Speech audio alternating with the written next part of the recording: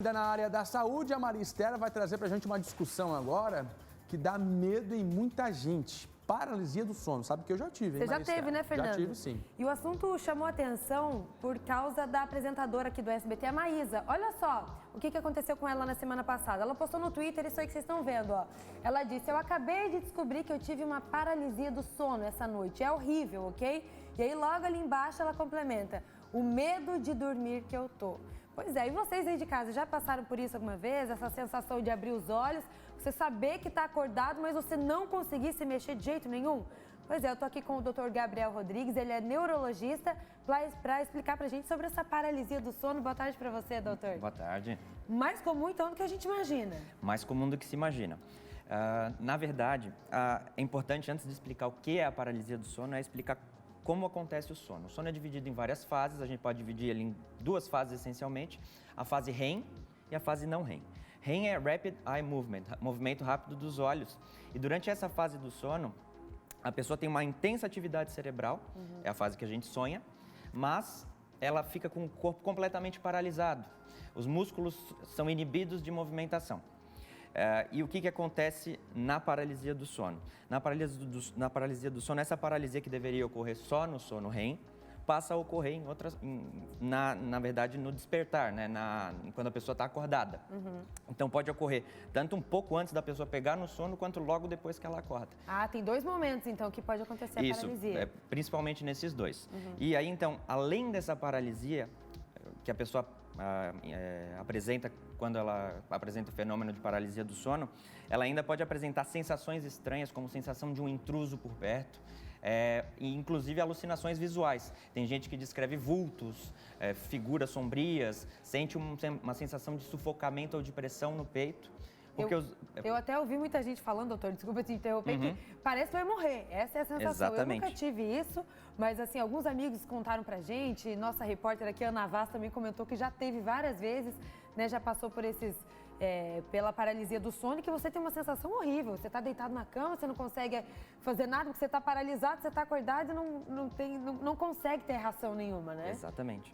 E essa sensação de sufocamento e alucinações visuais e sensação de intruso, de uma pessoa estranha por perto, são o que causam toda essa ansiedade. E principalmente pelo fato que às vezes pode durar muitos minutos, tem relatos de mais de 10, 20 minutos sem a pessoa conseguir se mexer.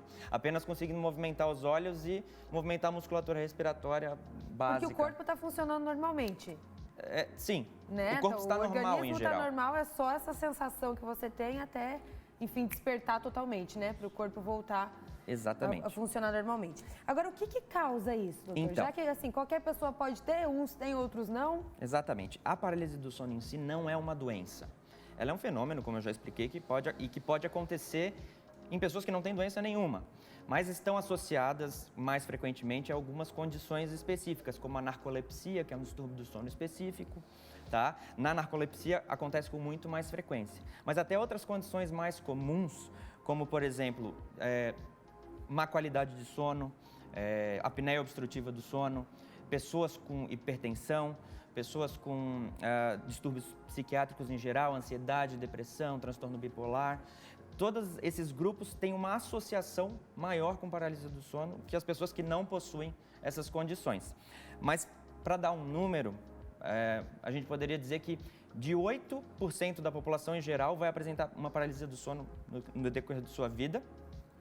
Mas em estudantes e portadores de doenças psiquiátricas podem chegar até 20%, 30% de prevalência. Então, em jovens ali é muito mais fácil de acontecer. Claro, nos jovens acontece privação de sono, estresse por conta dos estudos, festas, talvez o abuso de álcool, que também está associado. Então, esses outros fatores também podem acarretar uma maior incidência. Agora, o que as pessoas querem saber, principalmente quem tem recorrente a paralisia do sono, pensa assim, como é que eu posso evitar? Existe uma maneira de prevenir isso ou não? Então, na verdade, como eu falei, qualquer pessoa, independente das condições de saúde que ela tem, ela pode apresentar isso no decorrer da sua vida. É bem comum, como a gente pode ver pelos números, né? Mas uma pessoa que tem isso, existem várias etapas do que a gente pode tentar fazer para evitar ou pelo menos diminuir. A primeira parte é a educação. Então, orientações básicas sobre o que a gente chama de higiene do sono, que são hábitos saudáveis no dia a dia para se ter um sono um pouco melhor. Além disso, para pessoas que têm a paralisia do sono mais recorrente, que gera estresse, gera ansiedade, gera medo de dormir. Medo, porque as pessoas, até no relato da Maísa ali, ela fala, eu tô com medo de dormir. E é o que a gente escuta falar mesmo, né? Exatamente. Das pessoas que não querem dormir mais para não passar por isso. Mas aí, além da educação, que já vai acalmar a pessoa, de saber que aquilo não é uma coisa anormal, que vai trazer um risco para ela, também tem a abordagem psicoterápica, né, que é falar com alguém especializado para fazer terapia cognitivo-comportamental, alguns exercícios de relaxamento, de como lidar quando a paralisia acontece. E por fim, dependendo do paciente, né, dependendo da pessoa, a gente pode também fazer uso de medicamentos para auxiliar nas pessoas que têm isso muito recorrentemente. E por fim, tratar as condições que estão associadas e são diagnosticadas eventualmente que se detecta a paralisia do sono.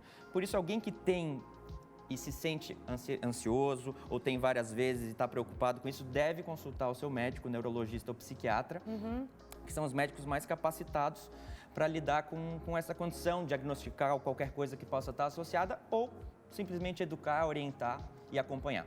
Eu agora há pouquinho comentei, doutor Gabriel, que a nossa repórter Ana Vaz teve já, né, isso, e parece que ela teve recentemente de novo. A gente vai ao vivo conversar com ela para ela fazer esse relato, contar pra gente. Ana tá na praia ali em Canasvieiras, mas Ana, você teve então, nesse fim de semana, um momento aí, uma paralisia do sono. Conta pra gente, o que você sentiu?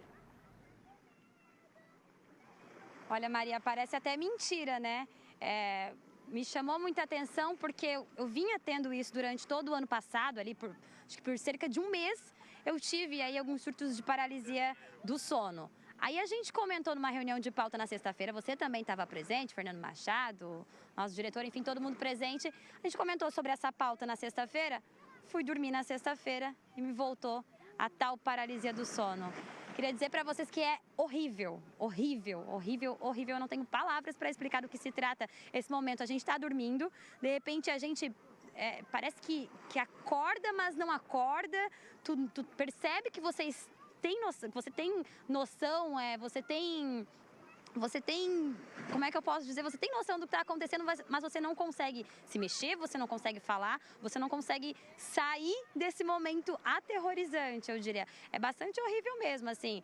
Eu lembro dessa última vez, da sexta-feira, de eu estar dormindo, de repente eu ver algumas coisas, assim, alguns vultos, mas eu ter plena consciência de que eu entender do que está acontecendo, plena consciência do que realmente está acontecendo, mas por alguns minutos, acredito que tenha durado ali, não sei se isso faz sentido, mas na minha cabeça deve ter durado ali coisa de 2 minutos, 3 minutos, que parece pouco, mas na verdade para mim foi praticamente eterno aquele momento. Eu espero não passar por isso novamente. Devolvo para vocês. Obrigada, Ana, aí pelo seu relato. A Ana, então, contando pra gente que passou aí pela paralisia do sono, a gente mostrando que é muito mais comum, realmente, do que a gente imagina. Ela até comentou da questão de ver algumas coisas, que você disse que algumas pessoas veem. Mas eu acredito, doutor, aí você me corrija se eu estiver errada, que quando a gente acorda, a gente, às vezes, está no meio do sono, se você estiver com pesadelo ainda, até você despertar totalmente, ter noção do que está acontecendo, demora. E nessa paralisia, você ainda não conseguir se mexer, as coisas se misturam e a situação fica pior ainda, né? Sim. Então, na verdade, inclusive existem fenômenos separados que são só alucinações pouco antes ou pouco depois, pouco antes de dormir ou pouco depois de acordar. Mas são outras entidades que a gente também descreve. E as pessoas relatam todo tipo de visão, tanto nessas alucinações quanto durante a paralisia do sono. Durante a paralisia. Isso fomentou mitos na história humana já de abdução, possessões demoníacas e todo tipo de coisa durante a história. Povo, né, exatamente, cada pessoa vai ter a sua manifestação. Também, exatamente. Né? Inclusive tem estudos que mostram que pessoas com mais suscetibilidade às crenças, às vezes direcionam as suas alucinações para aquelas crenças. Entendi. Mas isso é um estudo ou outro que já relatou. E muito comum, hein? Tá chegando participação pelo nosso WhatsApp. Vamos ver o que os telespectadores estão falando sobre isso. A Valéria, boa tarde. Eu já tive várias vezes. É muito ruim, uma sensação de morte. Hoje em dia é menos. Que bom, Valéria. Obrigada aí pelo seu relato. A Jéssica. Gente, eu já tive essa paralisia do sono. Que sensação horrível. Não conseguia respirar direito e parecia que tinha alguém que queria me bater. Eu cheguei a bater no meu esposo já por causa disso. Obrigada, Jéssica. Tá aí, ó. Sobrou pro esposo da Jéssica. O Paulo, boa tarde. Eu tive por anos paralisia do sono. Era assustador. Eu comentava com a minha mãe e ela falava que eu não não rasava, por isso tinha os pesadelos. Tá ali, o Paulo comentando com a gente também, né, fazendo o relato dele.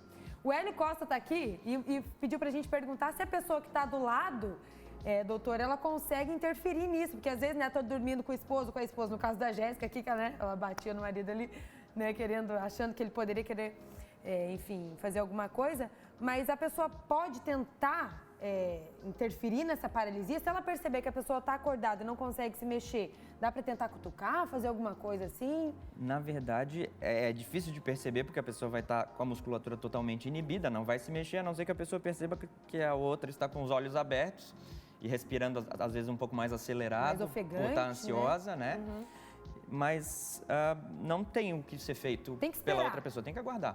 Porque, na verdade, é uma inibição cerebral que vai passar. Uhum. A inibição da musculatura não cerebral tem prejuízo para a saúde. Na verdade, né? Essa inibição ocorre normalmente durante o sono. Ela só está ocorrendo no momento errado. No momento errado. Mas, doutor Gabriel, obrigada pela sua participação obrigado aqui hoje, pelo convite. pelos esclarecimentos aqui no SBT Meio Dia.